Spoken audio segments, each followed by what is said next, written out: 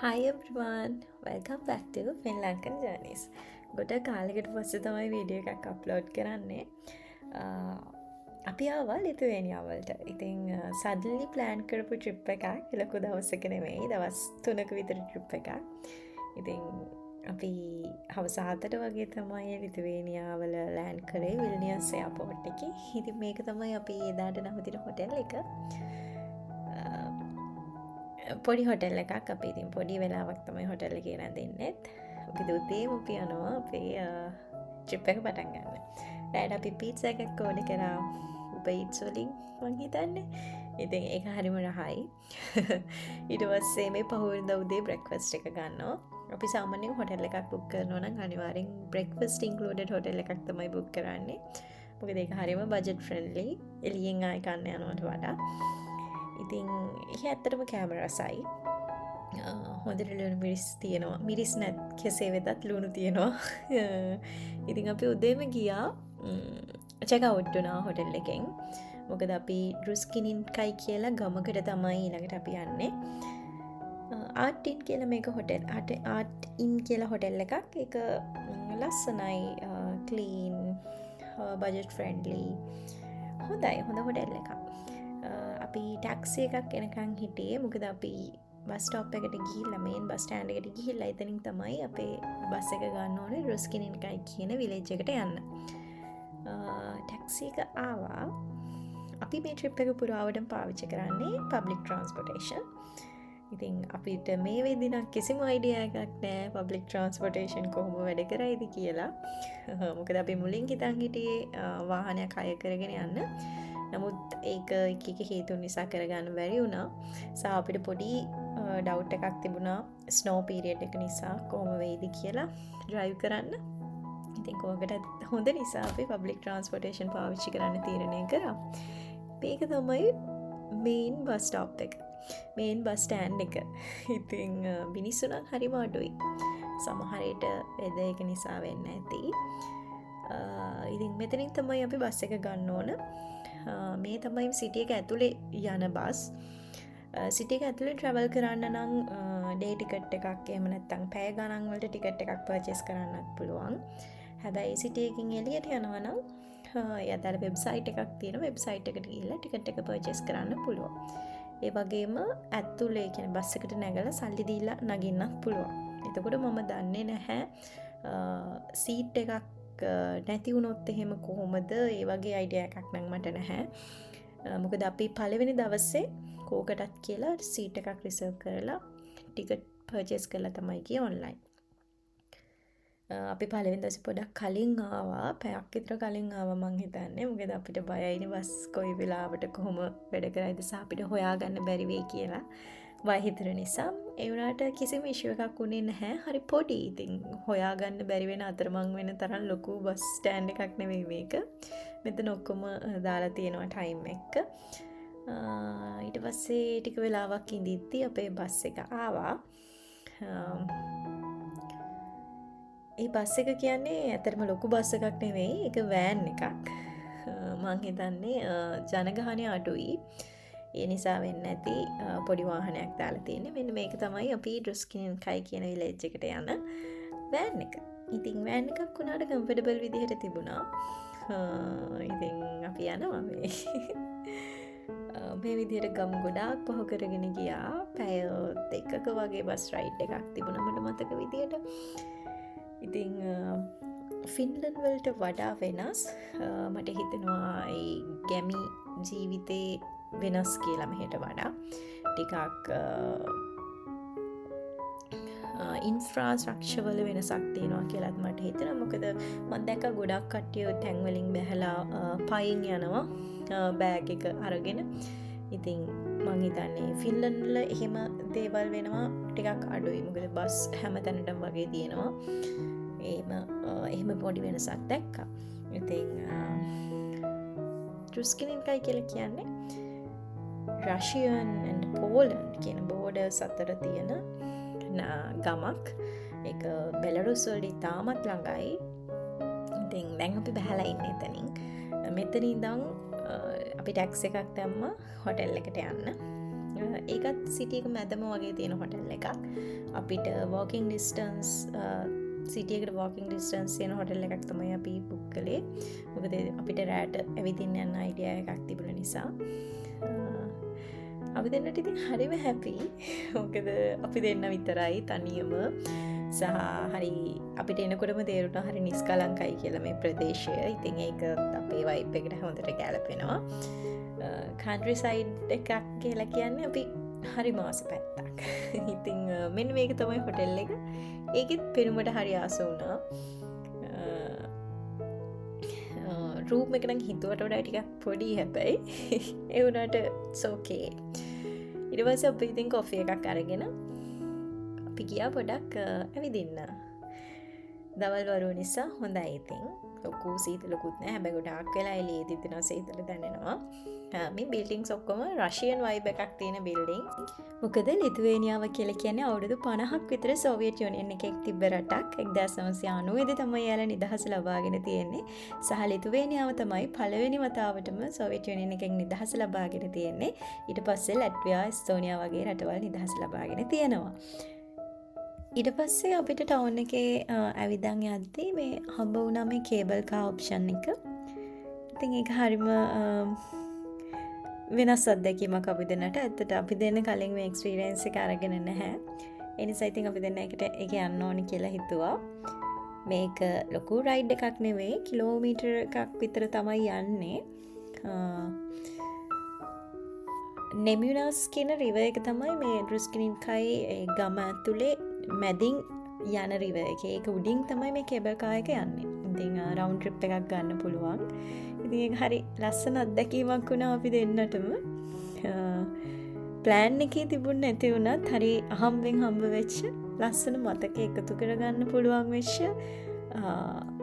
Experience එකක් තමයි මේක. ඉතින් එහෙම තමයි ජීවිතේ අපි සමහර වෙලාවට අපේ ජීවිතේ අපිට හම්බ වෙන අහඹ සිදුවීම් අපේ ජීවිතේ පුදුම විදිහට වෙනස් කරන්නත් පුළුවන්.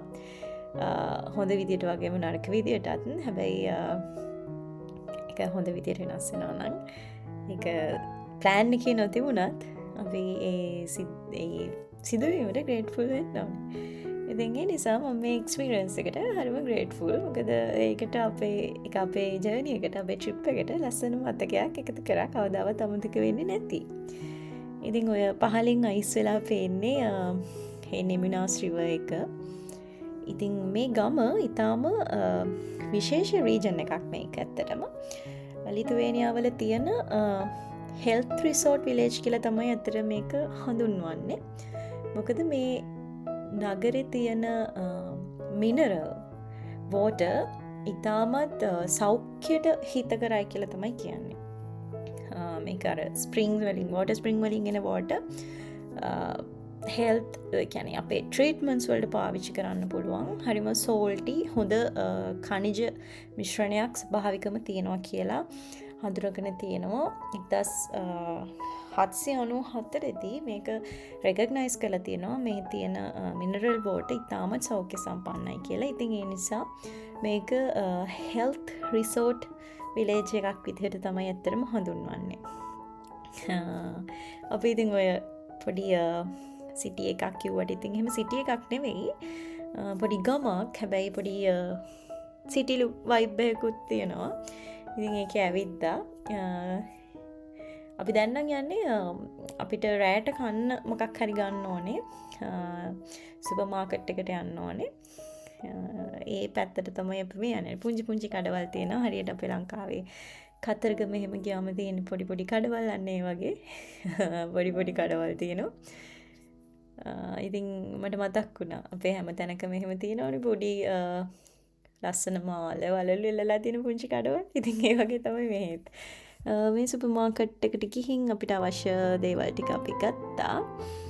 ප්‍රයිසස් නම් ඉතින් ෆින්ලන්ඩ් වල වගේම තමයි. පොඩි අඩුවක් සමහර ඒ වගේ තිබුණා.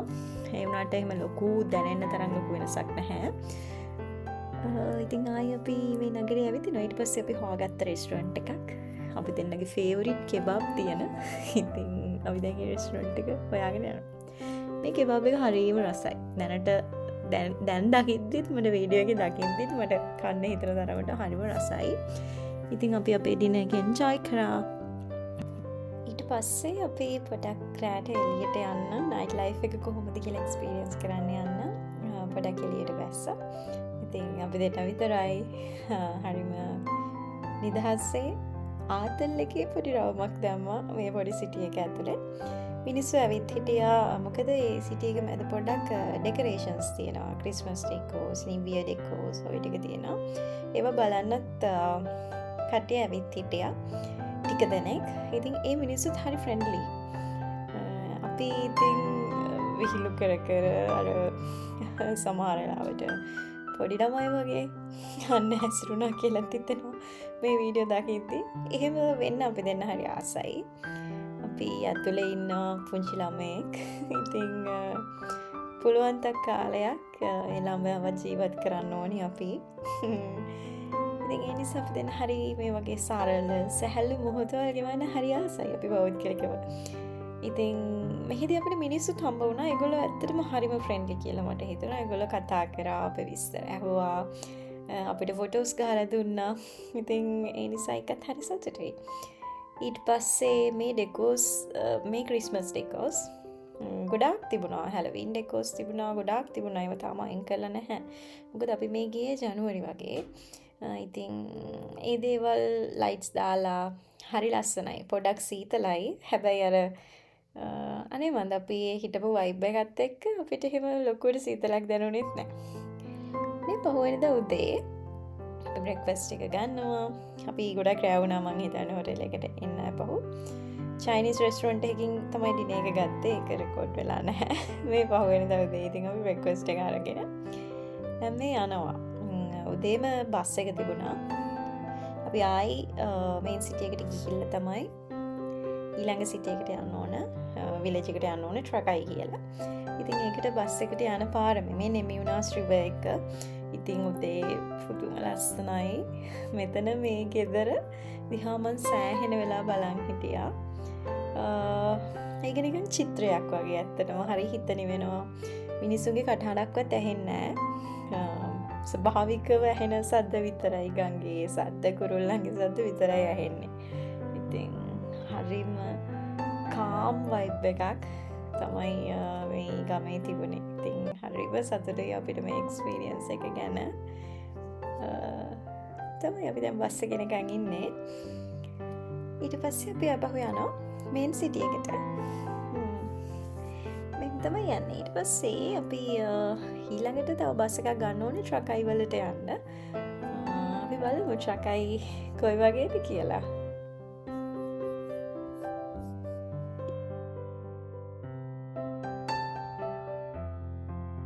ට්‍රකයි කියලා කියන්නේ ලොකු ඓතිහාසික වටිනාකමක් තියෙන පුංචි සිටි එකක්. රූරල් ගමක්ම නෙවෙයි. පොඩි සිටි වයිබ් එකක් තියෙන ඉස්සර රජමාලිගාවක් තිබ්බ ට්‍රකයි කාසල් එක හරි ප්‍රසිද්ධයි. ඉතින් ඒකත් එක්ක ඓතිහාසික වටිනාකමක් තියෙන පොඩි නගරයක් තමයි ට්‍රකයි කියලා කියන්නේ. ඉතින් මේකේ හරි මල්ටිකල්චරල් එන්වයරන්මන්ට් එකක් තමයි තියෙන්නේ. ඒ ගැන පොඩි විස්තරයක්ත් මම කියන්න. ඔන්න දැන් අපි ට්‍රකයි සිටි එකට ආවා. මේ නේබර්හුඩ් එක පුදුම ලස්සනයි. මට හරි ආස හිතුණා. සහ ඒ වෙලාවේ තිබ්බ වෙදර් එකත් එක්ක හරි ලස්සනට ඒක එන්ජොයි කරන්න පුළුවන් වුණා. මුලින්ම ගියා ඉතින් රෙස්ටොරන්ට් එකක් හොයාගෙන. මොකද කෑම කාලා ඉන්න ඕනේ ඔක්කොටම කලින්. අර පුංචි රෙස්ටොරන්ට් එක අපිට හම්බ වුණා. ඒකෙදි අපි මං හිතන්නේ චිකන් රැප් එකක් තමයි ඕඩර් කරේ. පුදුම රසයි. ඇත්තටම මේ කෑම හරිම රසයි. ඊට පස්සේ ඉතින් අපි තව පොඩ්ඩක් ඇවිද්දා මේ සිටි එකේ පොඩ්ඩක් එහාට මෙහාට. අපි දැන් යන්නේ රෙස්ටොරන්ට් එකකට. අපිට රෑට කන්නත් අපි මොකක් හරි අරන් යන්න පීසා එකක් අරන් යන්න හිතුවා. ඉතින් මේ සිටි එකේදී නම් අපිට පොඩි කට්ටක් කන්න වුණා. මොකද අපි හිටපු හොටෙල් එකට අපිට ටැක්සි එකක් දාගන්න අමාරු වුණා.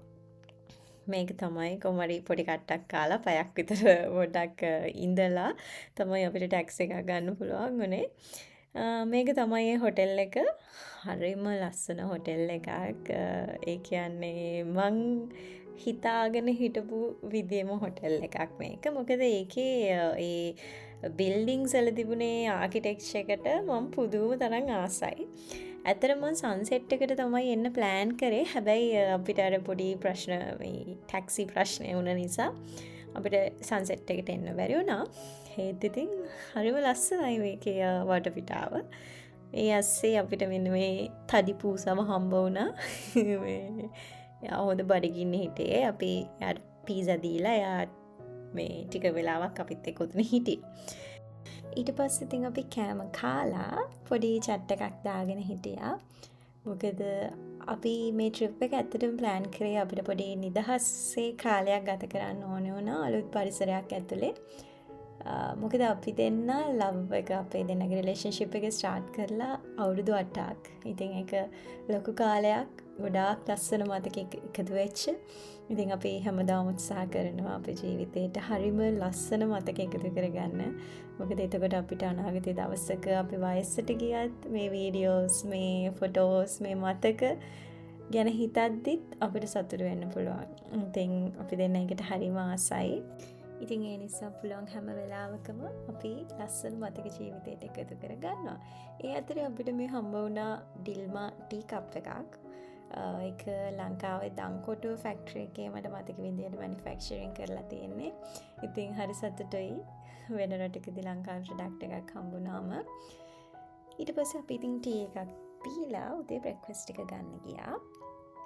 එළිය වැටුනම තමයි හොඳටම මේ ලස්සන බිල්ඩින්ග්ස් ටික බලා ගන්න පුළුවන් වුණේ. ඇත්තටම මම මේ හොටෙල් එකට ආස වුණේ මේ එළියෙන් පේන මේ ස්ට්‍රක්චර් එකට. මට මතකයි මේ වගේ හොටෙල් එකක් ලංකාවෙත් මොකක් හරි තියෙනවා. මට නම මතක නැහැ. මේකේ මේම පුංචි පුංචි කොටේජස් වගේ නිකන් පොඩි පොඩි බිල්ඩින්ග්ස් ගොඩාක් තියෙනවා. කැලයක් මැද. ඒකේ එකක හොටෙල් රූම්ස් දෙකක් තියෙනවා මං හිතන්නේ. අපි පහළ එක තමයි ගත්තේ ටෙරස් එකක් තියෙන එකක්. ඊට පස්සේ ඉතින් අපි ඒ ටිකත් බලලා මේ බ්‍රෙක්ෆාස්ට් එක ගන්න ආවා. වෙනද වගේම කෑම හරිම රසයි. අපි ආයි පොඩ්ඩක් ඇවිද්දා. අපි අද විල්නියස් වලට ආයි යන්න ඕනේ. මොකද අපේ ෆ්ලයිට් එක තියෙනවා. මේ ප්‍රොපර්ටි එක ඇත්තටම හරිම ලස්සනයි. Nature friendly. ඒ වගේම තමයි මේකේ ගොඩාක් ඇක්ටිවිටීස් තියෙනවා. අපි දෙන්න නම් ඉතින් වැඩි එහෙම එලිපහලේ ඇක්ටිවිටීස් කරන්න කැමති දෙන්නෙක් නෙවෙයි. සමයකටත් මේකේ හරිම ලස්සන වයිබ් එකක් ඇති කියලා හිතනවා. දවසක සමයකටත් මෙහිට ඉමු කියලා අපි දෙන කතා වුණා ඇත්තට. විල්නියස් සිටි එකෙත් පොඩි තැන් දෙක තුනකට ඇවිදින්න හිතන් ඉන්න නිසා ඉතින් තව පොඩි රවුමක් දැම්මා. තාම කළුවරයි වින්ටර් එක තාම ඉවර නැහැ. ඉතින් ඒ නිසා තාම වටපිටාව ටිකක් කළුවරයි. හැබැයි ඒත් හරිම ලස්සනයි. මම හිතන්නේ ක්‍රිස්මස් ඩෙකෝසුත් තියෙනවනේ. ඒ නිසා හරිම ක්‍රිස්මසි වයිබ් එකක් තියෙන ප්ලේස් එකක් ඒක. ඊට පස්සේ අපි මේ ටැක්සි එක එනකම් බලාගෙන ඉන්නවා. ඉතින් ට්‍රකයි යනවනම් පොඩක් ඒක ගැන කන්සර්න් කරන්න. ඔයගොල්ලෝ පබ්ලික් ට්‍රාන්ස්පෝර්ටේෂන් යූස් කරනවා නම් පොඩක් ඇතුළට යන්න ඒ ෆැසිලිටි එක ටිකක් අඩුයි. ඉතින් ඔය විදිහට අපි ඒ තැනට සමුදීලා දැන් යන්නේ. ඉතින් යන මග අතරතුරේදී අපි ට්‍රකයි කාස්ල් එක නගින් ටැක්සි එකෙන් බහිනවා. ඊට පස්සේ අපි එතන ඉඳන් ට්‍රකයි බස් ස්ටොප් එකට පයින් ඇවිදන් යන්න තමයි හිතාගෙන ඉන්නේ. උළු දුරින් පේන්නේ ට්‍රකයි කාස්ල් එක. මේ ට්‍රකයි කියන සිටි එකේ ගොඩාක් ලේක්ස් තියෙනවා.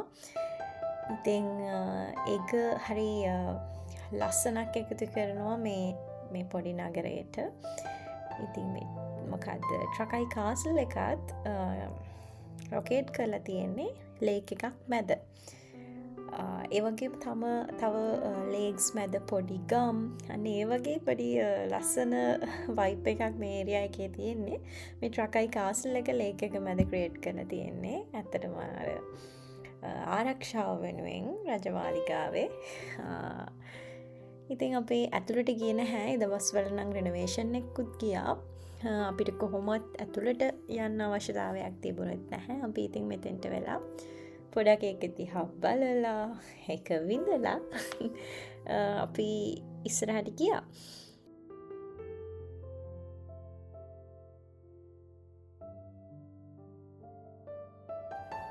අපි දැන් මේ ට්‍රකයි කාසල් එක ළඟ ඉඳන් ට්‍රකයි සිටි එකට බස් ස්ටෑන්ඩ් එකට ඇවිදන් යන ගමන් මේ ස්ට්‍රීට් එක හරිම විශේෂයි. මේක ට්‍රකයි කාසල් එක අවට තියෙන ස්ට්‍රීට් එක. ඒ අවට තියෙන නේබර්හුඩ් එක තමයි මේ. හරිම කලර්ෆුල් ගෙවල් තමයි මේ ටිකේ තියෙන්නේ මේ පාර දිගට. ඒ වගේම තමයි මේ ගෙවල් වල තව විශේෂත්වයක් තියෙනවා. මේ ගෙවල් හැම ගෙදරකම වින්ඩෝස් 3ක් ෆේස් කරලා තියෙනවා ස්ට්‍රීට් එක පැත්තට. ඉතින් ඒක ඒගොල්ලොන්ගේ ට්‍රැඩිෂන් එකක්. මේ ට්‍රකයි කියන විලේජ් එක මල්ටිකල්චරල් විලේජ් එකක් කියලා මං කලිනුත් කිව්වනේ. ඉතින් මේකේ ඉන්න මයිනරිටි කමියුනිටි එකක් තමයි කරයිම් කියලා කියන්නේ. කරයිම් කියන ජනවර්ගයේ මෙහාට ගෙනල්ලා තියෙන්නේ ක්‍රිමියා වලින්. ග්‍රෑන්ඩ් ඩියුක් වීතෝදොස් කියන රජුරුව තමයි මේ ගමට ඒගොල්ලොන්ග ගෙනල්ලා තියෙන ලිතුවනියාවලට. ඉතින් මේගොල්ලෝ සටන් කාමීන් කියලා තමයි කියන්නේ. ඉතින් ඒගොල්ලොන්ගේ යුද්ධ කටයුතු වල තමයි මේගොල්ලෝ මෙහෙට සංක්‍රමණය කරගෙන තියෙන්නේ. ඊට පස්සේ මේ කාසල් එක අවටින්ම ඒගොල්ලෝ නවාතැන් අරගෙන තියෙනවා. ඉතින් ඒ කරයිම් ජනතාවගේ ගෙවල් තමයි මේවා. ඉතින් මේ ඒගොල්ලොන්ගේ ට්‍රැඩිෂන් එකක් විදිහට ඒගොල්ලොන්ගේ මේ නිවස්වල මේ වින්ඩෝස් 3න් ඒගොල්ලෝ තුන් ගොල්ලක් ඇරයුම් කරනවා. එහෙම නැත්නම් තුන් ගොල්ලකට ඒගොල්ලොන්ගේ ග්‍රැටිටියුඩ් එක දක්වනවා. එකක් ෆැමිලි, ඊළඟට දෙවියෝ සහ තුන්වෙනි අනිත් එක තමයි ග්‍රෑන්ඩ් ඩියුක් වීතෝදොස් කියන ඒ රජතුමා. මොකද ඒ රජතුමා තමයි ඒගොල්ලෝ මෙහාට සංක්‍රමණය කළේ. ඉතින් ඒ තුන් ගොල්ලට කරන ග්‍රැටිටියුඩ් එකක් විදිහට නැත්නම් ඒගොල්ලොන්ගේ ලොයල්ටි එක ප්‍රකාශ කරන විදිහට තමයි ඒ වින්ඩෝස් 3 ස්ට්‍රීට් එකට ෆේස් වෙන විදිහට ඒගොල්ලෝ ගෙවල් නිර්මාණය කරලා තියෙන්නේ.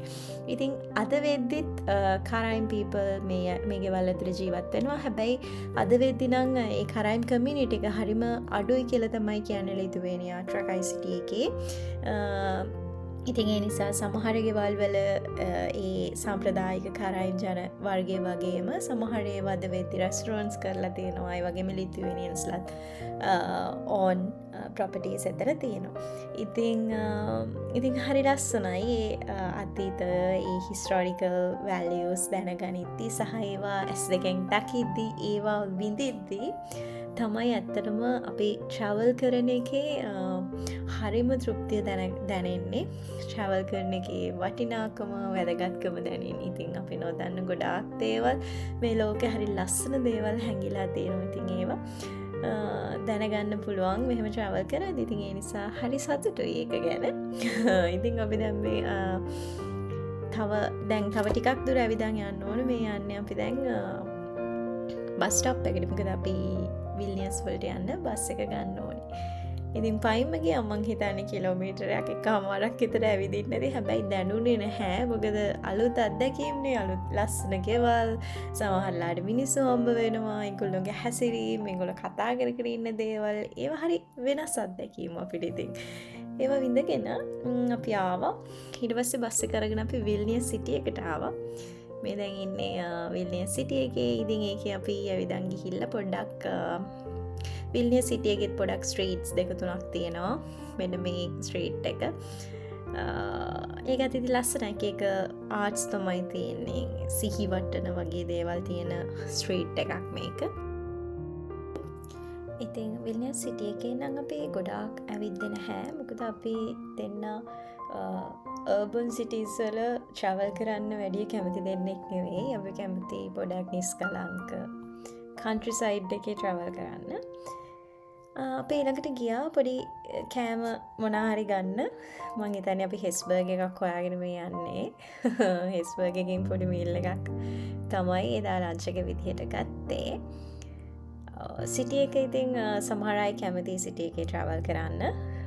සිටි එකෙත් අලුත් දේවල් තියෙනවා එක්ස්ප්ලෝර් කරන්න. ඒත් ඉතින් ඒක අපේ වයිබ් එක නෙවෙයි. ඉතින් අපි දෙන මේ ජූස් එකත් අරගෙන දැන් යන්නේ අපේ බස් එකට. මේ දවසේ අපි මං හිතන්නේ අවලි ටිකට් එකක් තමයි පර්චේස් කරේ එයාපෝට් එකට යන්න.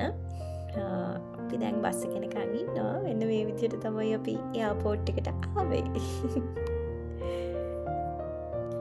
ඉතින් ඔය විදිහට තමයි අපි හරිම ඉක්මනින් හිතුණු ගමන් ප්ලෑන් කරලා ආපු මේ දවස් 3 පුංචි ට්‍රිප් එක අපි ඉවර කරේ. ඒක පොඩි කාලෙකින් ප්ලෑන් කරපු එකක් වුණාට හරි ලස්සන මතක අපිට එකතු කරා. අපි දෙන්න කැමති විදිහට එන්ජොයි කරා.